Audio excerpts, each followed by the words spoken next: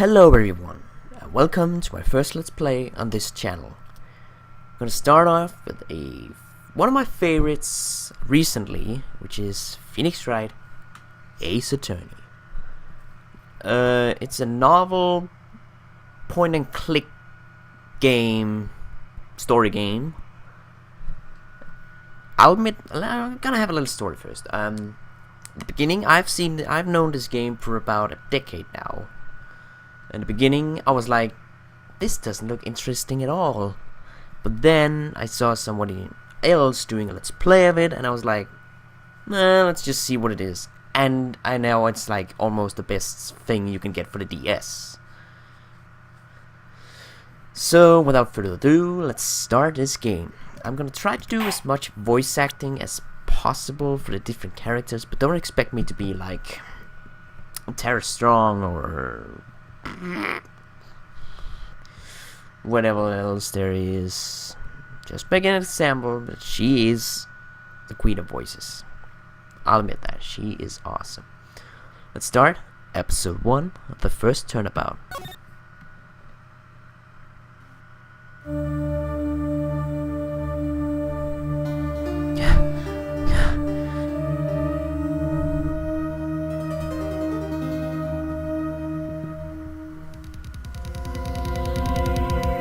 Damn it! Why me? I can't get caught. Not like this. I've got to find someone to pin this on. Someone like him.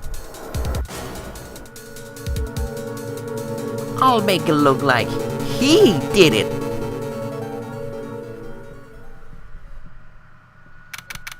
August 3rd, 9:47 AM, District Court, Defendant Lobby number 2. Boy, am I nervous. Right. Oh, hi, Chief. Phew, I'm glad I made it on time. Well, I have to say, Phoenix, I'm impressed. Not everyone takes on a murder trial right off the bat like this. It says a lot about you, and your client as well. Thanks? Actually, it's because I owe him a favor. A favor? You mean you knew the defendant before this case? Yes. Actually, I kinda owed my current job to him. He's one of the reasons I became an attorney. Well, that's news to me. I want to help him out any way I can. I just really want to help him out. I owe him that much. It's over! My life, everything, it's all over! Isn't that your client screaming over there? Yeah, that's him. Death! Despair! Oh! I'm gonna do it! I'm gonna die! It sounds like he wants to die. Yeah. Nick! Hey there, Larry. Dude, I'm so guilty. Tell them I'm guilty. Give me the death sentence. I ain't afraid to die. What's wrong, Larry? Oh, it's all over. I'm finished. Finished? I can't live in the world without her. I can't. Who took her away from me, Nick? Who did this? Oh, Nick, you gotta tell me. Who took my baby away?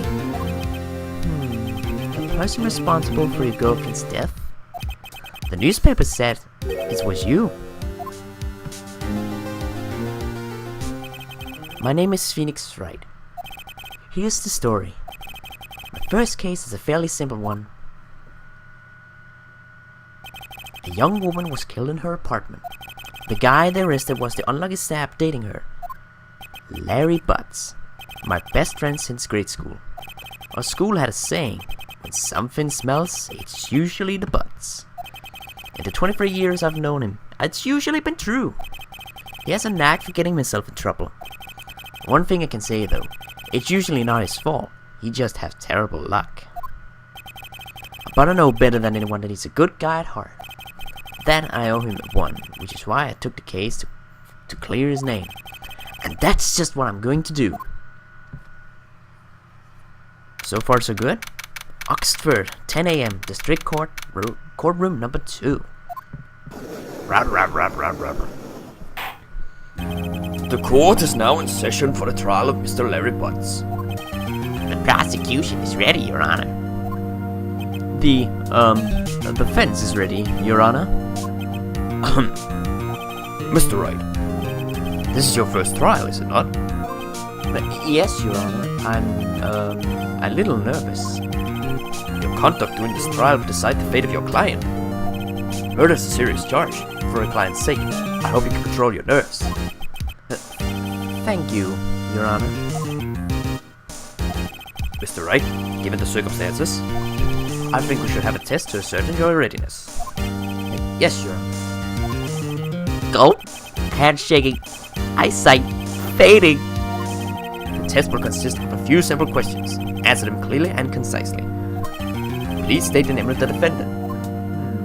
Aren't I defending? The defendant? It's me, right?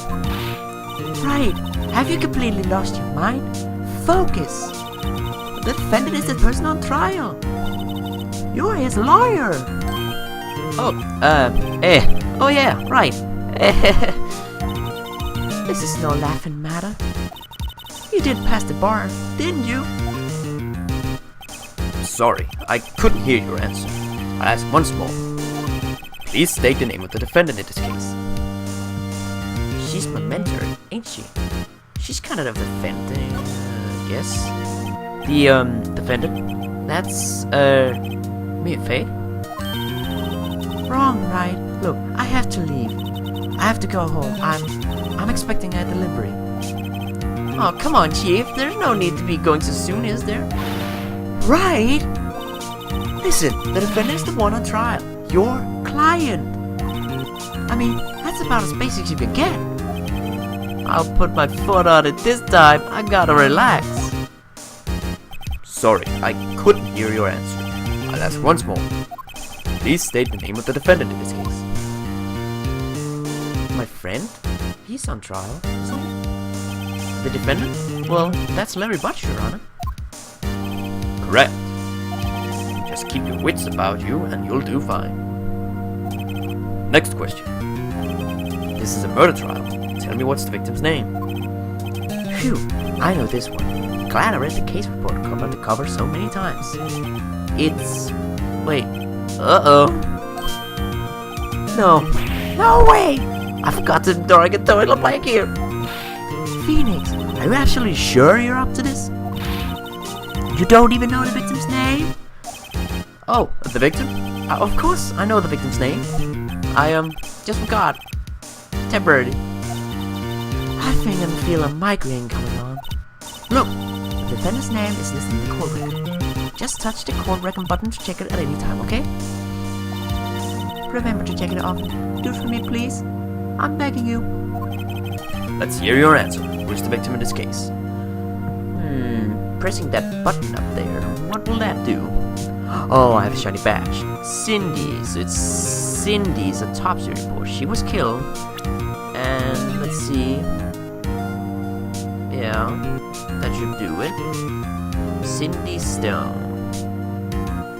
She is the victim. Let's see. Cinder block. That's some stone there, but let's just proceed, I guess. The victim's name is Cindy Stone. Correct. Now, tell me, what was the cause of death? She died because she was... well, poison. Oh, right. Wasn't she, poisoned by, poison? You're asking me? Chief, help me out.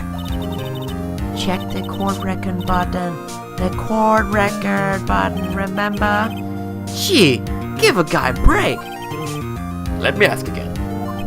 She died because she was... Right, she was strangled, wasn't she?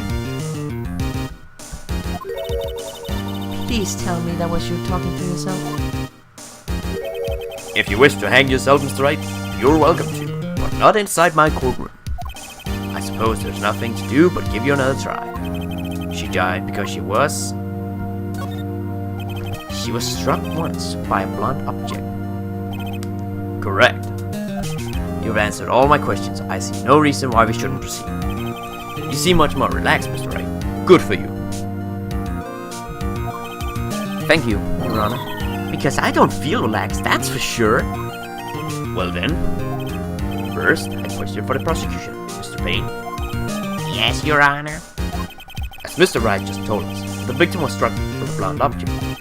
Would you explain to the court just what that object was? The murder weapon was this statue of the finger. It was found lying on the floor next to the victim. I see. The court accepts it into evidence. Statue added to the court record. Right. Be sure to pay attention to any evidence added during the trial. That evidence is the only ammunition you have in court. Touch the court record button to check the court record frequently. Mr. Payne, the prosecution may call its first witness. The prosecution calls the defendant, Mr. Butts, to the stand. Chief, what do I do now? Pay attention. You don't want to miss any information that might help your client's case. You get your chance to respond to the prosecution later, so be ready. Let's just hope he doesn't say anything unfortunate. Uh-oh. Larry gets excited easily. This could be bad.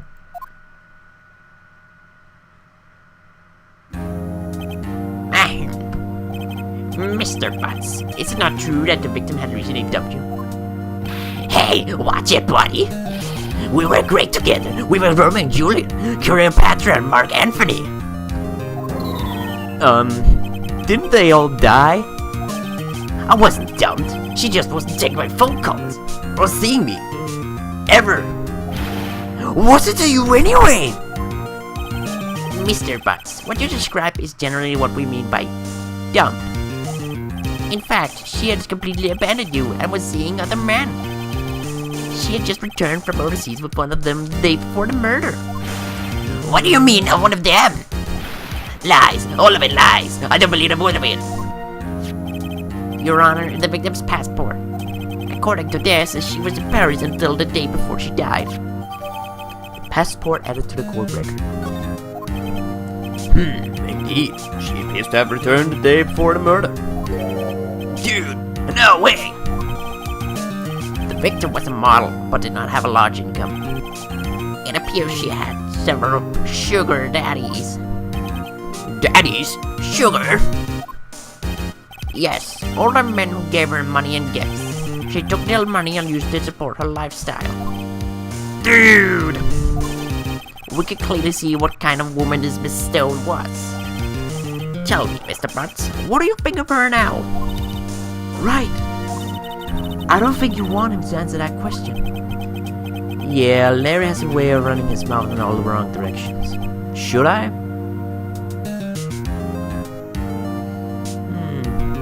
Nah, I think our friend can actually handle this stuff.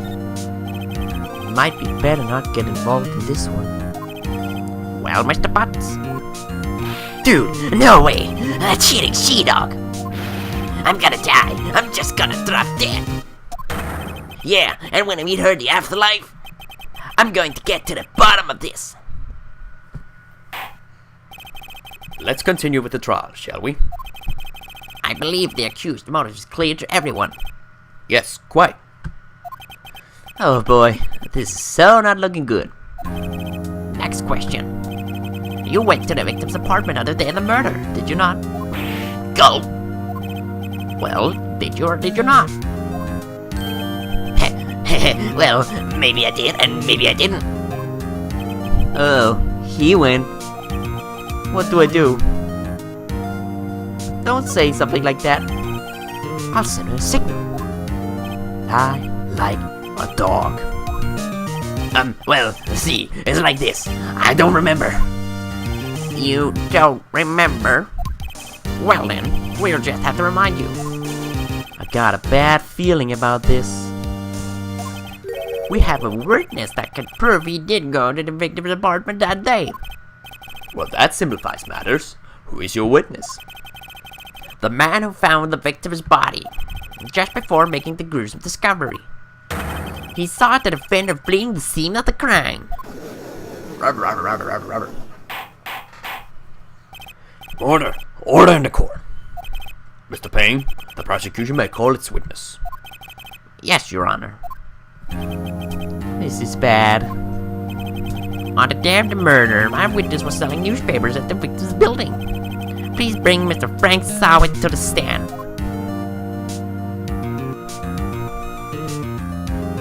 Mr. Sawit, you sell newspaper subscriptions. Is this correct? Ooh, yes, newspapers, yes. Mr. Sawit, you may proceed with your testimony. Please tell the court what you saw on the day of the murder. Witness testimony. Witness's account. I was going door to door selling subscriptions when I saw a man fleeing an apartment. I thought he must have been in a hurry because he left the door half open behind him. Thinking it strange, I looked inside the apartment. Then I saw her lying there, a woman, and not moving, dead. I quailed in fright and found myself unable to go inside. I thought to call the police immediately. However, the phone in her apartment wasn't working. I went to a nearby park and found a public phone. I remember the time exactly. It was 1 p.m. The man who ran was, without a doubt, the defendant sitting right over there.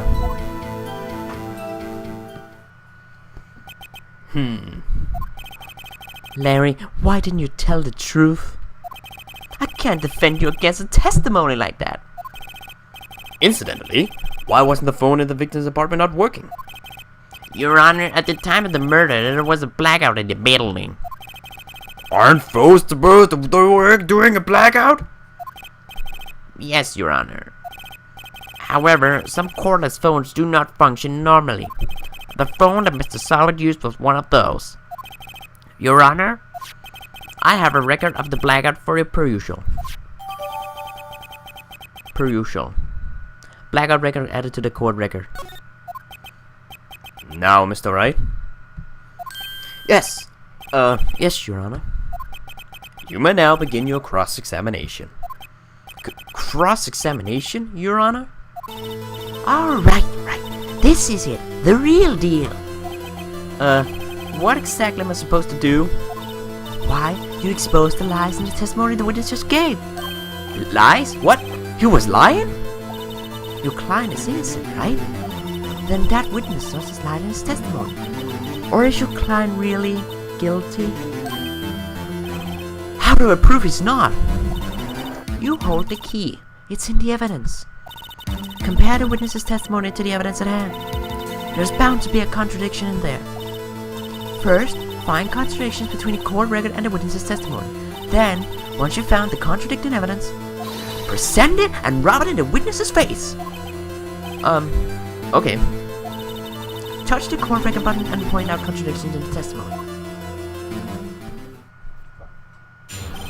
Cross-examination. Witness's account.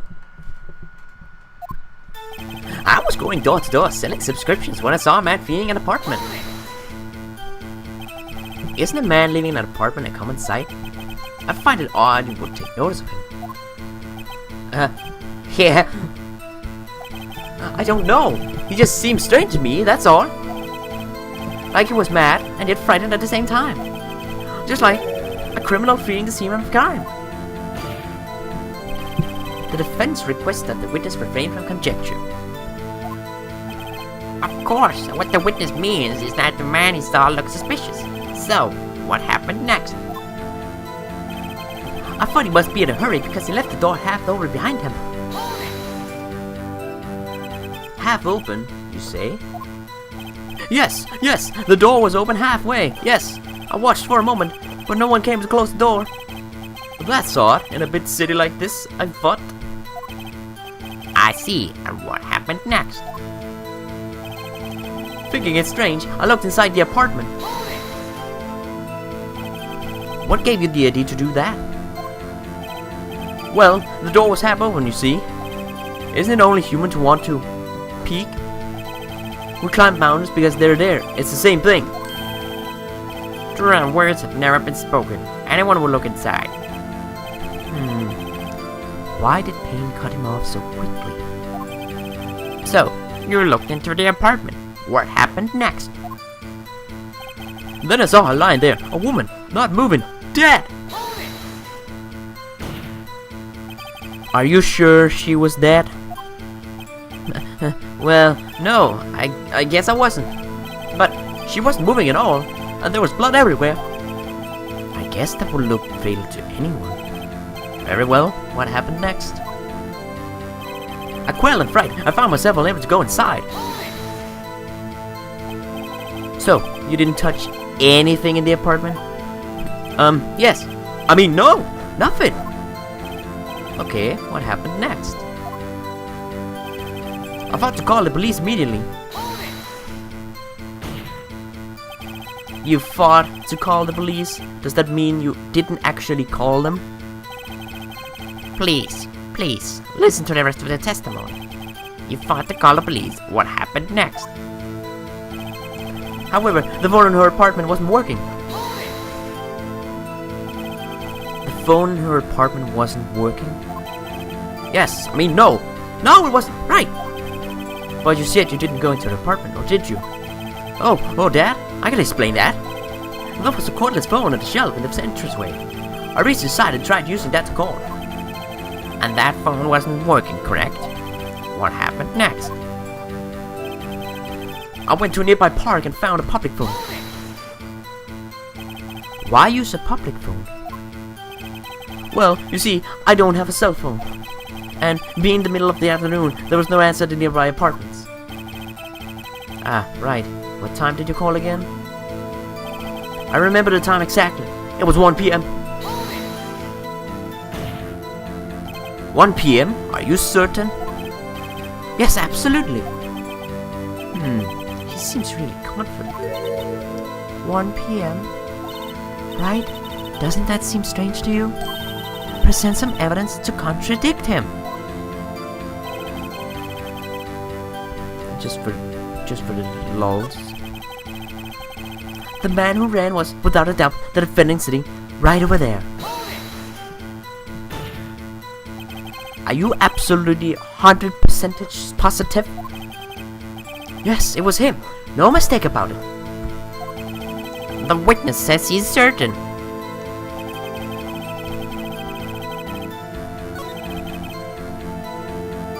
So something is wrong with the time. It was 1 p.m. when she was discovered. The time of death is 4 to 5 p.m. But how could he be there before? If that should be true,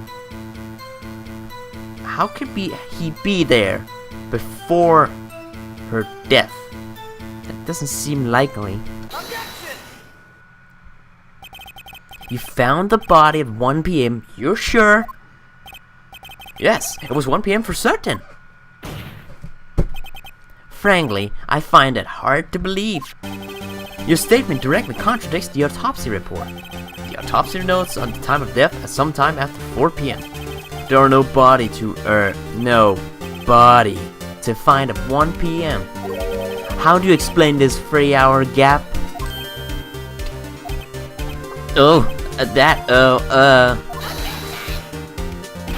This is trivial. The witness merely forgot the time. After his testimony, I find that hard to believe. Mr. Solway, why were you so certain that you found the body at 1 p.m.? Gee, that's a really good question. Great job, Wright. Way to put him on the spot. That's all you have to do. Point out contradictions. Lies always beget more lies. See through one, and their whole story falls apart.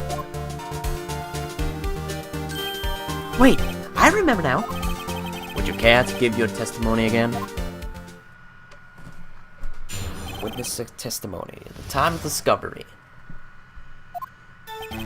You see, when I found the body, I heard the time. And there was a voice saying the time. It was probably coming from the television. Oh, but it was 3 hours off, wasn't it? I guess the victim must have been watching a video of a tape program. That's why I thought it was 1 p.m. Terribly sorry about the misunderstanding.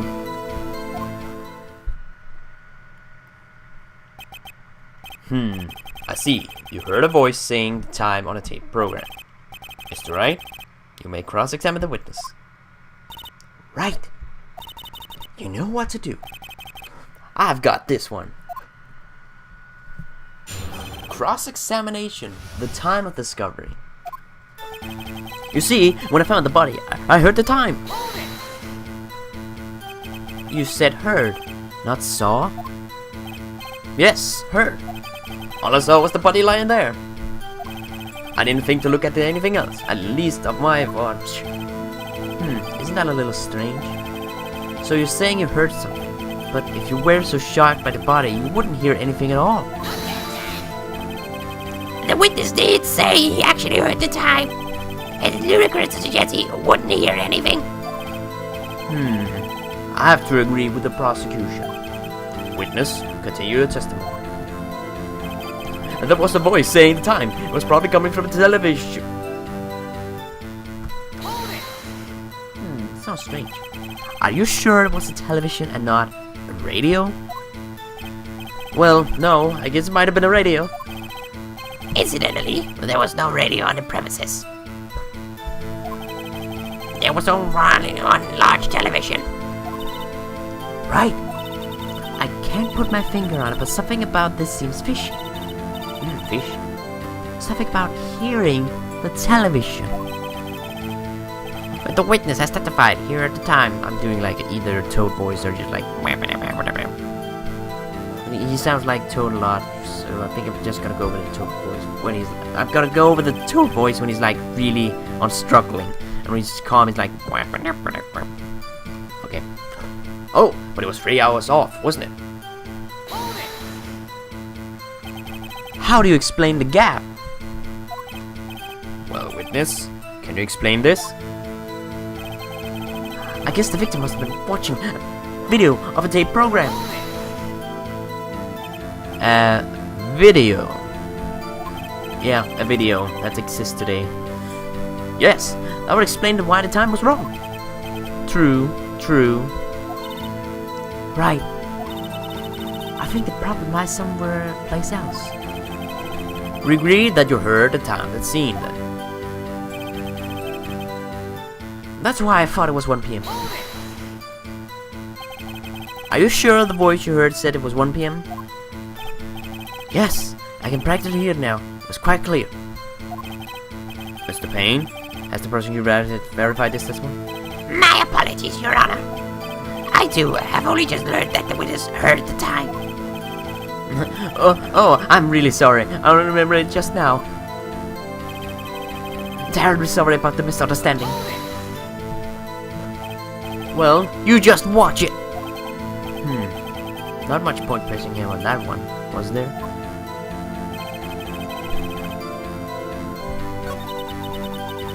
Notice anything suspicious? Television.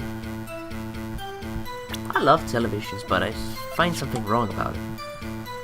A blackout record.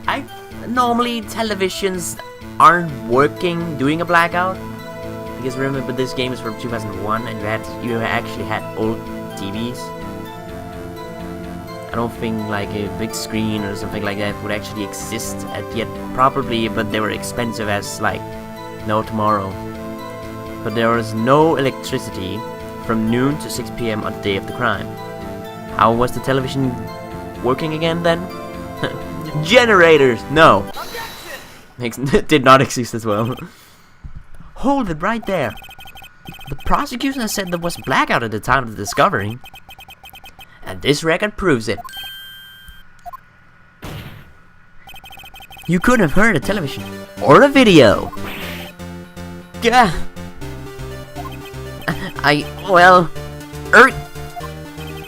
The defense has a point. Do you have an explanation for this, Mrs. Sawit? No, I find it quite puzzling myself. Quite. Yeah. Wait, I remember now. Mr. Sawin? The court would prefer to hear an accurate testimony from the very beginning. These constant corrections are harming your credibility. That and you seem rather distraught. My apologies, Your Honor. I must have been the shock of finding the body. Very well, Mr. Sawin. Let's hear your testimony once more, please. Witness testimony. Hearing the time. Actually, I didn't hear the time. I saw it. there was a table clock in the apartment, wasn't there? Yeah, the murder weapon. The killer used it to hit the victim. That must have been what I saw. You saw a clock. I guess that would explain it. The defense may cross-examine the witness. Gladly. Cross-examination. Hearing the time. Actually, I didn't hear the time. I saw it. That strikes me as a very suspicious mistake. Yes, I can see how you'll be a little doubtful. I'm really sorry. I only just remembered that table clock. A table clock? There was a table clock in the apartment, wasn't there? A table clock? Was there a clock at the scene? This is the first I've heard of it. Yeah, the murder weapon. The killer used to hit the victim. Their murder weapon? Yes, the table clock that was used at the murder weapon. That's what I just said. Did you doze off in the middle of my testimony or something? Something's fishy here. That must have been what I saw. Why didn't you tell us that in the first place? I guess it just slipped my mind. I'm not really sure how it happened myself. The witness says he saw the table clock. End of story. Now, find the contradiction.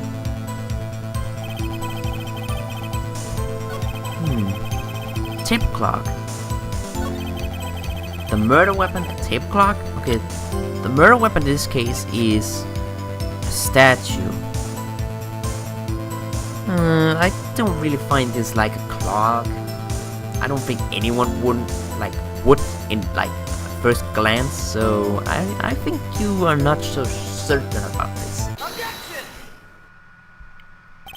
Wait just a moment. The murder weapon wasn't a clock, it was the statue. Now how is this supposed to be a clock? You with your objections and your evidence. Just who do you think you are? Just answer the question, Mr. Sawit. Hey, I saw it there, okay? That's a clock. Your Honor, if I may, Yes, Mr. Payne? as the witness stated, this statue is indeed a clock. The neck is a switch. You just tilted it and it says the time out loud. As it doesn't look like a clock, as admitted as evidence. Statue, my apologies. I see. So, the murder weapon was a table clock after all. Well, Mr. Wright, it appears that the witness' testimony was correct. This is a clock. Do you have any problem with this testimony now? It is a so it was a clock, so I don't think there's problems, but it wasn't the apartment, so I can't really see how could he reach it without getting into the apartment when it was like all the way in. There's something wrong about that, so I do have problems. Your Honor, there's a gaping hole in the witness's testimony. The only way he would have known the weapon was a clock is to hold it in his hand. Yet the witness testified that he never entered the apartment. Clearly a contradiction. Indeed. But the witness knew it was a clock because he must have went into the apartment. You're lying. You were inside the apartment of the day of the murder. Oh yeah, prove it. Brewer went in there. I'll do better than that. I can prove you were the one who killed her. You struck her with a clock, and the shock of the blow triggered the clock's voice. That was the sound you heard. Looks like a short man. Order in the court. Intriguing. Please continue, Mr. Wright. Yes, Your Honor. Mr. Sawit, the sound must have left quite an impression on you. Understandable, since the murder weapon spoke just as you hit the victim. That voice was burned into your mind. That's why you were so certain about the time. What's the meaning of this? This is all baseless conjecture. Baseless? Just look at the witness's face. Would the witness care to elaborate? Did you strike the victim with the clock? That day, I never Look, the clock. I heard. No, I mean, I saw.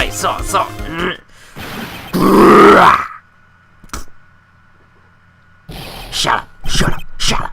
I hate you. It was him, I tell you. I saw him. He killed her, and he should burn. Burn! Give him death. Order in the court, I say. Your Honor, a moment, please. There isn't a shred of evidence supporting the defense claims. Mr. Wright, Your Honor, you claim the sound the witness heard came from the clock. Do you have any evidence? the whole case is riding on this. I'll better think it through carefully. Yes, Your Honor. The sound Mr. Salvat heard was definitely this clock. In fact, which is clear if you simply... There weren't neighbors because it was the middle of the afternoon. Clock's batteries. What would that even have to do with anything? What is the time on that clock even put on at the moment?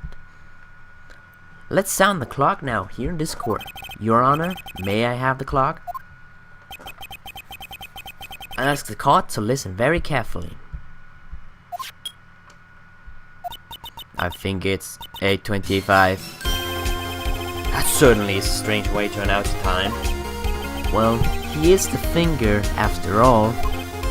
So, we heard the clock. What are your conclusions, Mr. Wright? Mr. Payne, can you tell me what time it is now? It's 11:25. As you can see, this clock is exactly 3 hours slow. Precisely the discrepancy between what Mr. Salvat heard and the actual time of death. So, Mr. Salvat, try to talk your way out of this one. You forget one thing. What's he talking about? While it may seem like the clock is really 3 hours slow, it proves nothing. How do you know it was rocking 3 hours slow after the day of the murder? If you can't prove that, you don't have a case. He's right. How am I going to prove that? Damn it! I was so close. Mr. Wright, it seems you lack the critical evidence to support your claim. Yes, Your Honor. This means I cannot let you indict the witness. Unfortunately,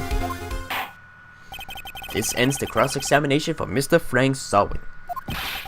I come all the way down here to testify, and look what happens. They treat me like a criminal. A criminal. Your lawyers are all slime. I almost had him. Sorry, Larry. I failed you. There's nothing I can do about it now. Not so fast, Mr. Salvat. Mia! Chief! Listen up, Wright. Don't throw this one away. Not like this. Think. But, Chief, it's over. I can't prove the clock was slow the day of the murder. Nobody can prove that. Well, yes. But that doesn't mean you still can't win. Try thinking out of the box. Don't waste time doubting the facts. Assume the clock was 3 hours slow and think through it. Ask yourself, why was the clock 3 hours slow? Figure out the reason and you'll have your proof. Right? Right? Can you think of a reason as to why the clock would be 3 hours slow? She was just recently in Paris. This is actually in the United States, obviously. But if you think about it, you don't know exactly where it is in the United States. So you're like, you can be, frankly, pretty blank right there because you don't know where it is. Unless, if they actually put that in the manual, like the manual for the actual DS. I need to check that later, just to actually confirm it. But, well, yes, time zones. Wait, maybe I can prove it. They must have evidence somewhere that can prove it, Wright. Find it and let them have it. Well, Mr. Wright, you say the clock was already running slow on the day of the murder? Have you found evidence to support this claim? Of course. There is a piece of evidence in the court record that can prove my claim beyond a doubt. Ha! Tough words. Let's see you pull this one off. Let's see this evidence that proves why the clock was running slow. Passport to Paris! Off to Paris, dude! The victim has just returned home from abroad the day before the murder. As we all know, the time difference between here and Paris is 9 hours.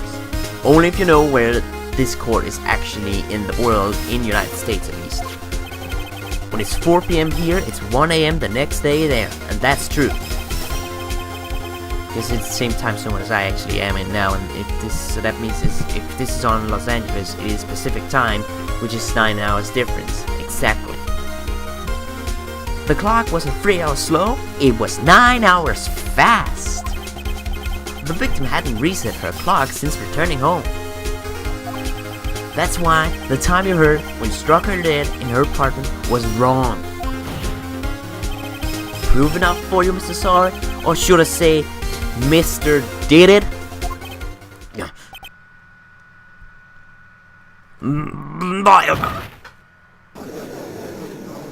And he just disappeared, apparently. Oh, order! Order, I say!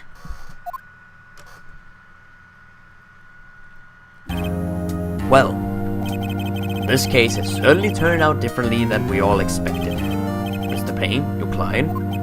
He was arrested and has been taken away, Your Honor. Very well. Mr. Wright? Yes, Your Honor? I have to say, I'm impressed. I don't think I've ever seen someone complete a defense so quickly. And find the true culprit at the same time. Thank you, Your Honor. At this point, this is only a formality, but this court finds the defendant, Mr. Larry Butts, not guilty. Confetti! Woo! After party! And with that, the court is adjourned.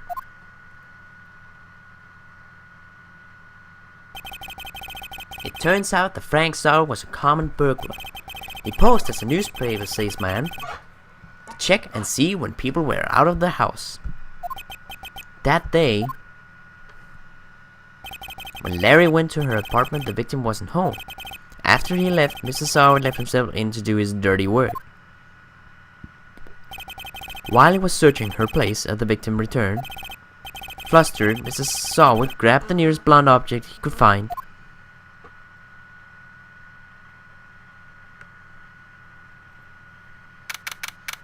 August 3rd, 2:32 p.m. District Court, Defendant Lobby Number 2. I have to say, we were on the pursuit, and it was only like 11:25, and now that last bit lasted 3 hours. It was like every word was like a minute. I can't imagine how that would actually be in the game. It's like you, and then 1 minute and go on, but still. August 3rd, 2:32 p.m. District Court, Defendant Lobby Number 2. Ew, I still can't believe we won. Right, good job in there. Congratulations. Thanks, Chief. I owe it all to you. Not at all, not at all. You fought your own battles in there.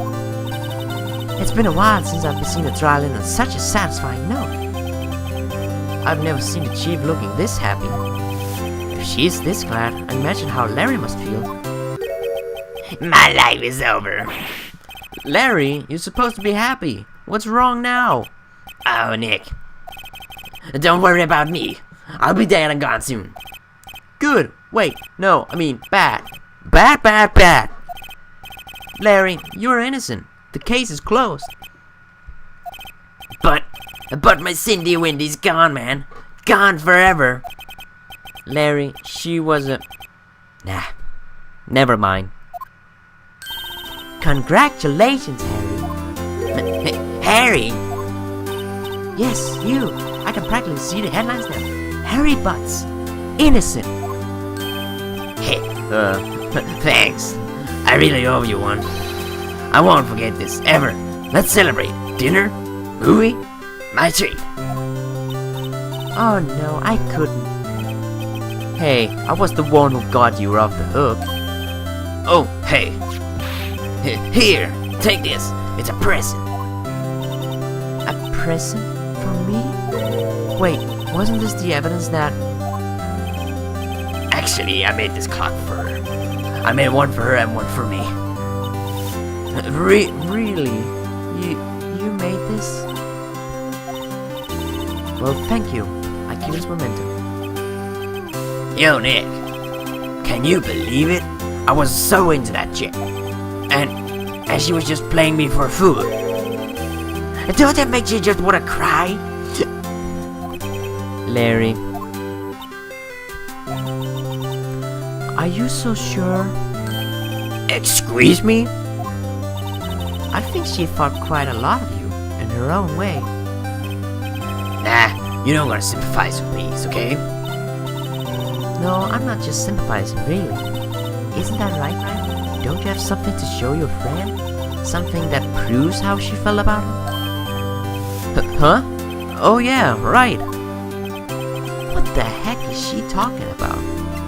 She did take his statue all the way abroad to Paris, so... That's thinking a lot. Because it's also rather heavy, and taking that on a travel is not actually that easy.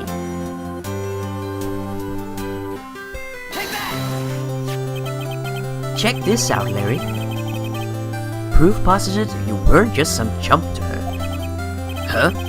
Where'd you get that clock? This is the clock you made for her, Larry. She took it with her when she traveled. She probably just needed a clock, that's all. You think so? It's pretty heavy clock to take traveling. Well, make of it what you will. Hey, Nick. I'm glad I asked you to be my lawyer. Really, I am. Thanks. Hope that made him feel a little better. Right. I hope you see the importance of evidence now. Also, hopefully you realize things change depending on how you look at them. People too. We never really know if our clients are guilty or innocent. All we can do is believe in them. And in order to believe in them, you have to believe in yourself. Right. Listen, learn, grow strong. Never let go of what you believe in. Never. Well, I think our work here is done. Shall we be off? Yeah, I guess so. Say, how about dinner? On me. We'll drink a toast to innocent butts. Yeah. Oh, speaking of Harry, you were saying part of why he became a lawyer was because of him? Yeah. Part. At least. You'll have to tell me all about it sometime. Maybe over drinks? And so, my first trial came to a close. Larry slapped me on the back and said, "Gee, Nick, it's good to have friends."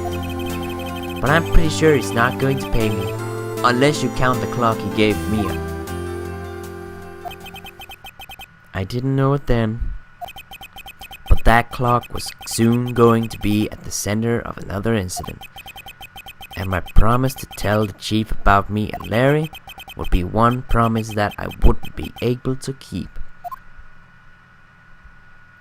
The end.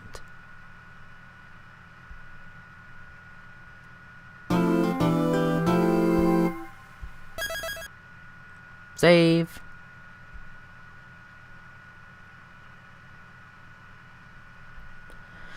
Alright, that was case 1 of Phoenix Wright, Ace Attorney. I'll see you next time for episode 2, Turnabout Sisters. See you then.